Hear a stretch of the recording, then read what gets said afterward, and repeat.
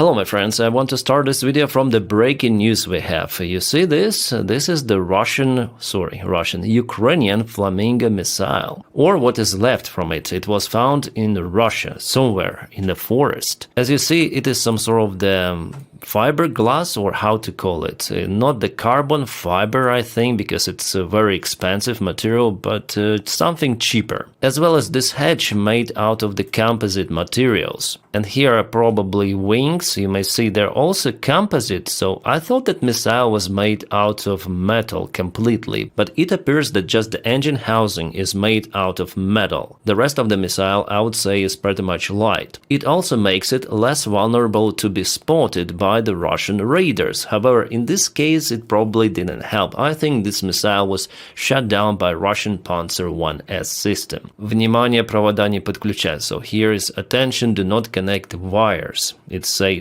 And here is why I think that this missile was after all shut down, because those holes like here and there, they only could be done by some of the object that penetrated this missile's skin. Could those be some of the internal parts, like for example moving rotor, and by the way this is the engine housing?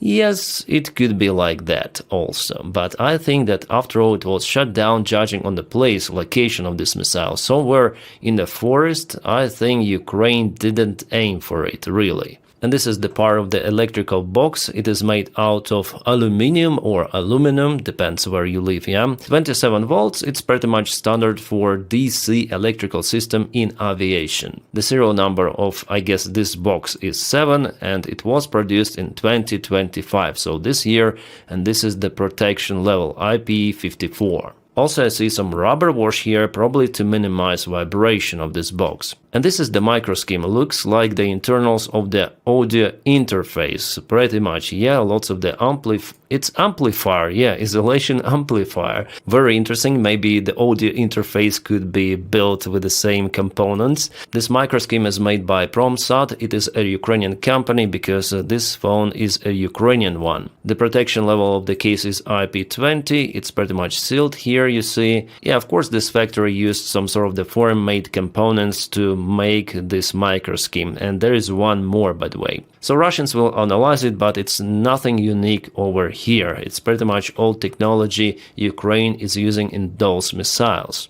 And what is this? Oh, this is some sort of the transmitter or receiver. Yeah, this is the antenna for communication. Wi-Fi password, we have everything. Can I just scan this QR code? Oh, you just have the password here and the name of the network, that's it. Yeah, it just gives me the same numbers here, nothing more. And judging on that, I think Ukraine is capable to correct the flight path of this missile. So this is overall a communication box, you see? This aluminum box with some of the shock mounts and micro schemes, it survived the crash. So yeah, it's the FAL-1 missile with some of the new modern technologies implemented, and it's way bigger than FAL-1. And that makes Flamingo missile, I would say, kind of vulnerable against the Russian air defense. Yeah, it's made out of the composite materials, as we already understand. Composites are pretty much transparent for the radio waves, but in the forward part there is the huge warhead, and also it has a big engine, plus the aft part is made not out of composites, but I think it's metal, aluminum as well. Yeah, sorry for the image quality, that is what I was capable to find in internet, comparison of the sizes, and here you see that Flamingo is really huge, even compared to the Russian Caliber missiles, which Russia launches from their ships in Crimea. And Tomahawk is almost 1 meter shorter compared to Flamingo, also it's very narrow. Yeah, it may carry less of the payload, but nevertheless it's very hard to detect Tomahawk. Taurus, you may say it's even shorter, but it is used to bust the bunkers. And I'm out of clue why Germany is still not providing Ukraine with Taurus. Well, I guess if Donny sends a couple of the Tomahawks to Ukraine, Germany may send some of the Taurus. I think so, because it was the story with tanks. So United States at first agreed to supply to Ukraine Abrams tanks, and then Germany, Chancellor Scholz, as far as I remember, he agreed to supply Leopard 2 tanks. Only after Americans. They don't want to be first, they don't want to escalate from their side. escalation. Yeah, all say about escalation, but Ukraine does some interesting steps. However, this missile is big, it's new, it's very wet, so of course Tomahawk in general is better for Ukraine, because for Russia it would be very, very hard to hit this missile, to shut it down in their airspace, even with Panzer 1S. Tomahawk is very nimble, it's very narrow, and it's damn fast. So because Russians still have some of the air defense systems, Ukraine decided to clear the way for Flamingos. For example, this video was just published and it's brand new. I haven't watched it myself, so while filming this update I'm gonna look through it with you, and I already see that it is the radar of S-400 system. Just 3 days ago Russia already lost one of those radars, and again Ukraine somehow finds them and kaput. So let's watch this video, it's very interesting. Okay, so there is the system. Oh, there is the kaboom! From the very, very far distance, and Ukraine is using shark drones to nail everything. Yeah, shark drones. Even the location looks the same, but before there was different system. Yeah, with couple of the launchers. Now Russians deploy or start to deploy this kind of the radar, and immediately it was spotted and kaputted. It is the most expensive part of S-400 air defense. And it wasn't a decoy, because there are some of the supply vehicles nearby, and probably, well, this could be even a launcher. And do Russians have decoys of their S-400 systems to build this one? It's a very huge vehicle with this radar. I don't think they have the one. Well, they have something like this, inflated stuff, but it wasn't the one for sure, because after kaboom the vehicle was still out there. Yeah, looks like launcher of S-400. You see this truck, it's huge, it's more than a Patriot system, I mean bigger, way bigger. Well, maybe Ukraine used some of the drones or HIMARS artillery to hit that target. But it was again a very, very precise strike, exactly what happened 3 days ago, but it's completely different case, different video. Well, President Zelensky today stated that Ukraine will intensify long-range strikes on Russian Federation using different weaponry. Well, my take that Ukraine is pretty much serious about massive use of Flamingo missiles. Maybe those were produced for the last couple of months massively. Judging on the current scale, I guess roughly 30 of Flamingos could be in Ukraine, ready to launch almost. But for that strike to be successful, I think Ukraine should use Russian tactics. First of all, they exhaust Ukrainian air defense with the help of the Shahed drones, and Ukraine might do the same with FP-1 drones, Luty, Beaver, and just after send Flamingo, because Panzer 1S, it has I think 4 of the missiles ready to go, and later on it needs reloading. And I would say that in many of the cases Panzer 1S is very effective against low-flying targets. Well, sometimes the Russians hit their homes, like it happened not long time ago in Belgorod. There was the video that I cannot show you here. The Russian missile just hit the top floor of the residential building, and some of the Russian publics, they say it was the strike of Tomahawk missiles, which were supplied to Ukraine. Yeah, sometimes Russian media or Russian channels, they're crazy. Well, I just hope that one day Ukraine gets those Tomahawk missiles after all. Plus, there was the big meeting yesterday where Zelensky approved the new SBU strikes aimed at weakening Russia. Some new spiderweb-like operations could be done by Ukraine pretty much soon. Well, I guess we'll all wait for it, but performing spiderweb for the second time, I think that after all it could be pretty much difficult for Ukraine, because Russia already knows that trick. But how effective Russians could be in stopping those operations, that's the other factor. We know how Russian FSB performs their duties, how they slept absolutely the Crocus City Hall operation and Spiderweb. Also, by the way, Ukrainian strike on Kursk, because after all it's the duty of FSB to protect the border of Russia. Yes, the border control forces belong to FSB. Oh, what is happening? Can we help somehow? This is Feodosia, Crimea, the biggest oil storage that was hit. Oh my god, it is still burning for the 4th or 5th day. You can see Russians are wasting precious water over there, and they don't have any sort of the helicopters. Come on, there's a big airfield dedicated to those helicopters which might carry some of the water. Russians also have B-200 aircraft, a water tanker, firefighter one, but no, they hesitate to use that stuff. Well, maybe they just understand that it's kind of useless to extinguish the fire after all. It already destroyed this big oil tank, and not just one. There are many more that burned down completely, so it's the great success of Ukrainian operation deep in occupied territory of Crimea and sometimes in Russia too. Oh, breaking news, we have it from the Russian channel. Sorry guys, I don't have the time to translate it for you visually, but I can translate it verbally. An aircraft MiG-31 crashed in Lipetsk Oblast, Ministry of the Russian Defense reported. It happened during the approach for landing after commencing the training flight. Crew ejected, there is no threat for their lives. But anyways, Russians lost MiG-31. The same MiG-31s which violated Estonian airspace. Here's exactly a photo of the MiG-31 spotted by NATO jet that was scrambled for interception of Russian jets, but it was not done, I mean physically. It continued the flight, no shutdown happened. MiG-31 is important because it may carry Kinjal hypersonic missile, you may see it underneath. Well, it's not like fully hypersonic missile, but still it is very fast. And for Ukraine it's very hard, if not impossible, to intercept those missiles, and every time Russian MiG is flying close to Ukraine, all over Ukraine there are air raids announced, because this missile may hit every sort of the place in Ukraine in a matter of minutes. But still it is less than Mach 5, according to independent analysis. If the number is more than Mach 5, well, in this case it could be called hypersonic. But Russians call it like that anyways. And just now, while I'm recording this video, Russia launched so many Shahid drones to Ukraine. Mostly they're coming from Bryansk and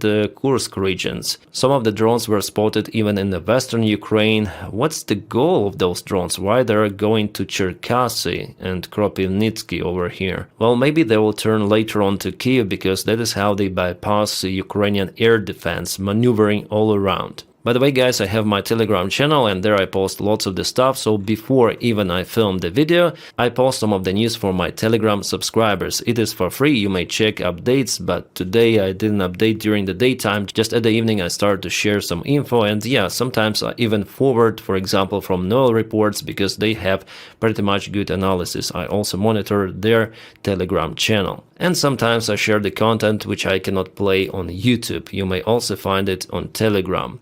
Oh, here we have a Russian Shahid drone and Ukrainian helicopter.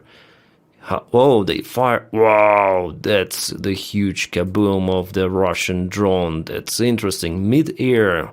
I wonder what kind of the helicopter is this. Maybe Mi-24 Attack 1, or maybe, well, it looks like Mi-8 after all. But I'm not sure. The video is fantastic, so Ukraine uses every sort of the tool to shut down Russian Shahid drones. But it's better to be aware of air defense missiles in this case, yeah, for this helicopter. But now using aviation is more or less coordinated with air defense. Alright guys, finally we have some of the good news, I guess, from the Zaporizhia nuclear power plant. According to the latest report from the International Atomic Agency, Russians started to plug in the station to the main electrical supplyment. Yeah, those poor generators worked already for a couple of weeks at least, and that created lots of the risks, first of all for the cooling systems of the station, but you know, Russians try to experiment. They want to activate one more reactor fully to supply occupied territories and territories of Russia. It was their main project and they didn't say about it openly, but analytics and experts also from the International Atomic Agency, they say like that.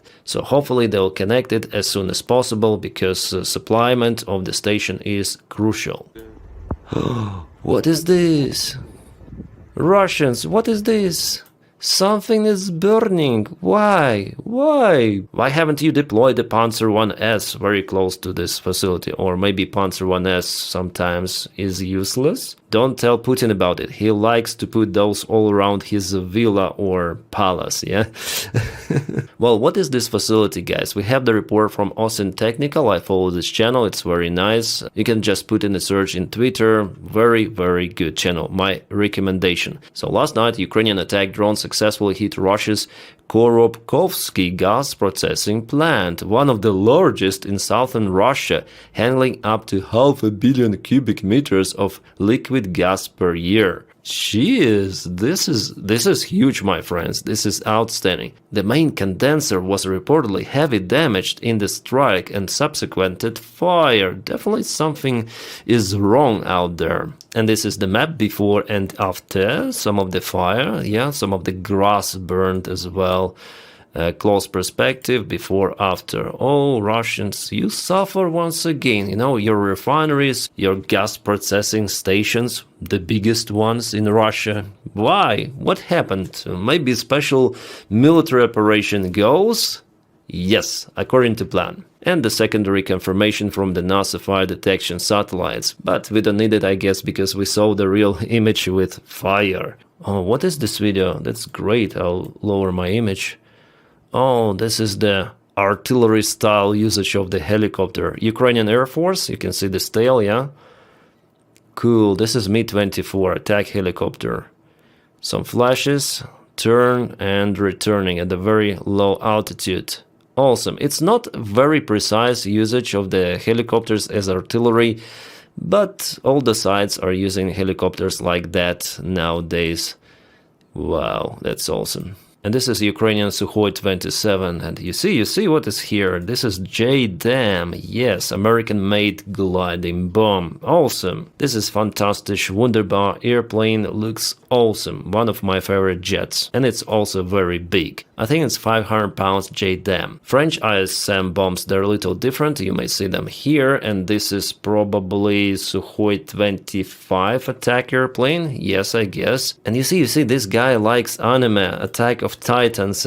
Nice. I also like anime. Well, not this particular one, but Evangelion. This is Asuka from Evangelion. I love it. Yeah, also Ghost in the Shell, Cyberpunk 2077. I'm a little deviating from the topic. Nevertheless, we share with some people some passion, and it's cool to see our pilots sharing that as well. And now let's go back to the front lines. Crazy Russians, why do they continue to do it? Across the Dobropilya direction once again, and you see those couple of the vehicles, or symbols of those couple of the vehicles. Well, if we click on it, you see there's the information and confirmation on the X platform. Let's watch at least partially this video. Well, actually it's the compilation presented to us by Ukrainian channels, Ukrainian brigades. Lots of the vehicles were kaputted, and some of them were deployed out there in Dobropilya. Yeah, geolocated and displays 1, 2, 3 vehicles totally kaputted in the failed attempt to advance towards Vladimirovka. And what was the reason for Russians doing it here? It is one of the most drone-tracked area. And I'm actually surprised that those vehicles reached this place. It's kind of far away from their location. And from what direction did they advance? From Boykivka? Because there is the Ukrainian army presented here, and we have the geo-confirmation about its presence. When it was published October 8th, the group of the Russian soldiers was eliminated by Ukrainian 425th Assault Regiment. The source is the Skala Regiment of Ukraine, and I already showed it to you yesterday, this Russian group of the soldiers. And now we have the geolocation of this event, where it happened. Awesome. It means that Ukraine has attempts to move and close this gap for Russians, but Russians send some of the reinforcements, and they do not even hesitate to use useless vehicle attacks. It is very strange, beyond understanding. Just recently they lost tons of the vehicles in this direction, and here they try again, like, what's the use? But in general, Russia has bigger plans for Zaporizhia and Dnipropetrovsk Oblast. Well, just yesterday, Commander-in-Chief of the Russian Army Gerasimov reported about Russian success in advancing in Dnipropetrovsk Oblast and also in Zaporizhia direction. From his words, I understood that now it's the priority direction for Russia. Yeah, Russians still remain quite active in Pokrovsk and Konstantinovka pockets, but Zaporizhia, from what we know already, because yesterday I showed you some of the information that Russia sent the reinforcements actually from Pokrovsk direction to the Dnipropetrovsk Oblast. Well, maybe Russian military command definitely changed the plans for the massive attack operation, which was planned before.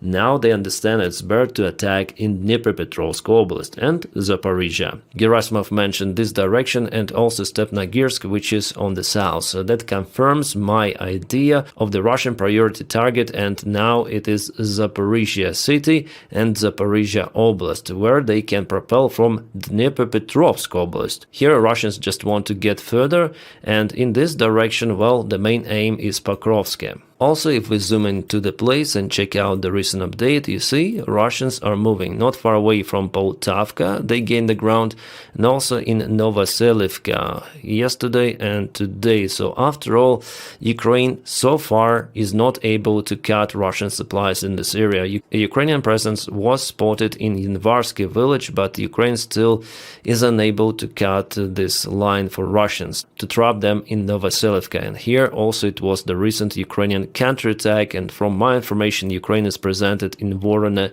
village. I think after all it's important for Ukraine to cut Russians here, otherwise they might create this bigger bridgehead and get to this plateau on top, and later on it would be easier for them to go to Pokrovsk. Yeah, it's been a while since we checked the 3D map for the last time. Well, all of this territory should be red. I don't know why it's not colored, but this is the presence of the Russian army here. So if we go to Novoselivka, you can see there is the river, and let's go to the 3D mode over here.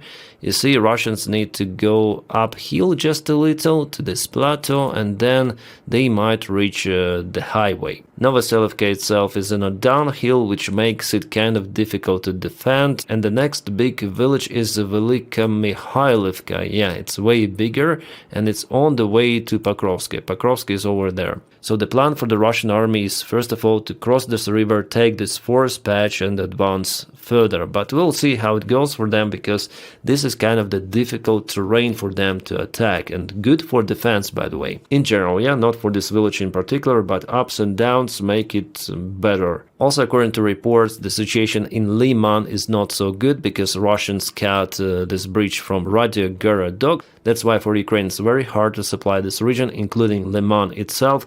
So my prediction that Russians finally will occupy this entire area, but they will not be able to proceed towards Sloviansk because they cut those bridges themselves. I think it's the stupid move they did for their own army, but they did what they did. They wanted just probably to take Liman and not to create the threat for Ukrainian forces from the north or northeast, because without those bridges I don't think that they will be capable to cross the river.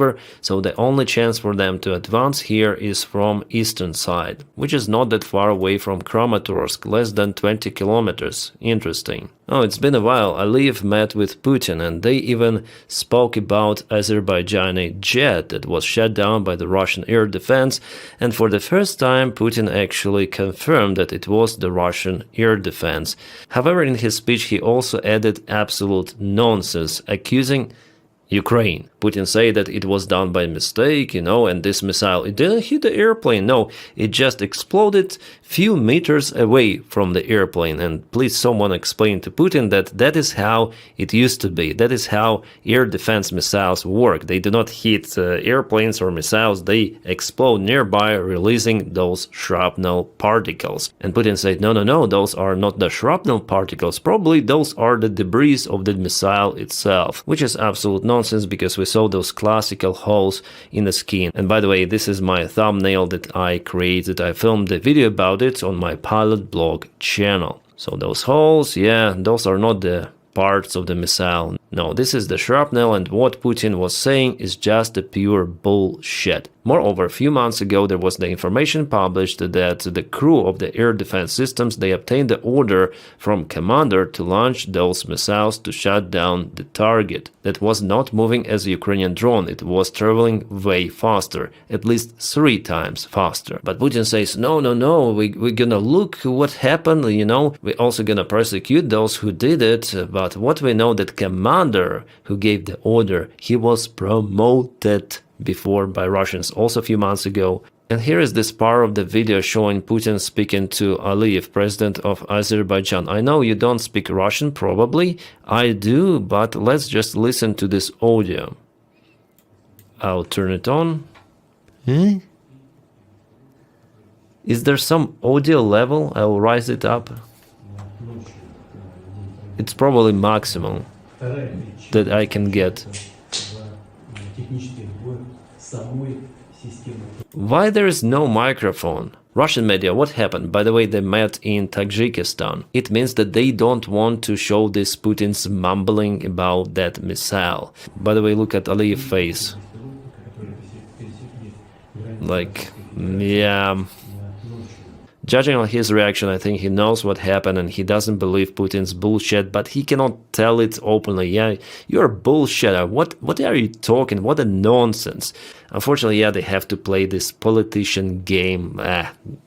We have what we have. Oh guys, it was a fantastic video review. Somehow I obtained the pleasure of filming this video. It's a long forgotten feeling because mostly I perceive my job as a job, but today, yeah, maybe I have just a new gear. Yeah, this year I invested a lot into my gear, into video production, so thank you so much for supporting my channel on Patreon and on membership. The link for my Patreon you may find right in the video description just below. And for membership, just press join. And today I promise to record the separate content for my patrons and members. Yeah, sometimes I do it, not very often, because after all my time is quite limited, but I try to do it. So thank you again so much guys for your kind support. And I wish you all a peaceful sky wherever you are and have a great time.